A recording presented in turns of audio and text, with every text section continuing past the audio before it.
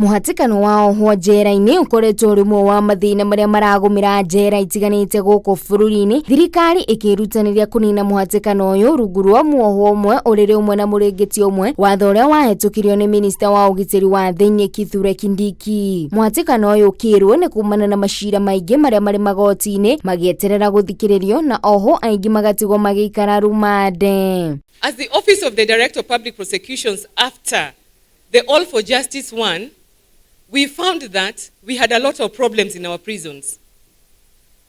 The prisons were congested, the conditions were not very good. Most of the people who are in were young people. Most of them are poor people. Most of them are uneducated. Most of them are not represented. We made a report and we submitted it to the executive.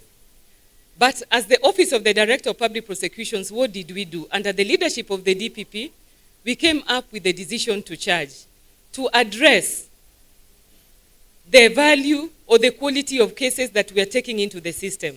Mũhatĩkano ũyũ nĩ wonete wabici ya gũtuithia macira ma mũingĩ ũgĩetha kĩhonia gĩa thĩna ũyũ, ũmũthĩ makĩrugũria ĩmwe ya mĩtaratara ĩno njera-inĩ ya Nairobi, akĩrĩ nĩ gũtwara motungata ma magoti nenda-inĩ cia ũkinyanĩria nĩguo mũndũ ũrĩa ũngĩenda gũcokia cira riko hamwe na gũbuatĩrĩra cira wake ageka ũguo na njĩra hũthũ. The Office of the DPP has digitized the complaints department.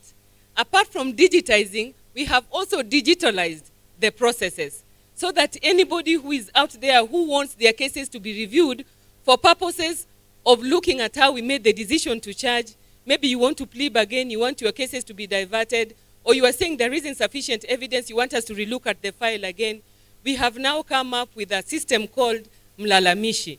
And this is open to all Kenyans of all cadre and in all cases, and it will be up and running today.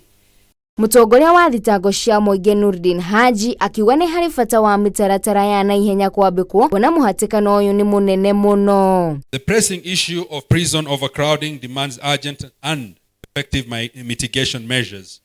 Current statistics reveal that Kenyan prison population stands at over 60,000 individuals, while the total capacity of the 134 prison facilities that they are housed in should accommodate only 30,000 persons, a situation that is exacerbated by the excessive use of pre-trial detention.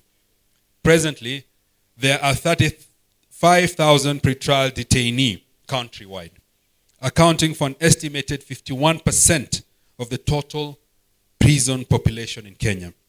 Therefore, in a bid to further decongest our prisons, the ODPP has reviewed 1,419 files from the Nairobi Remand Prison, from Makadara, Kiambu, Milimani, Kibera, Ngong, and JKI court stations.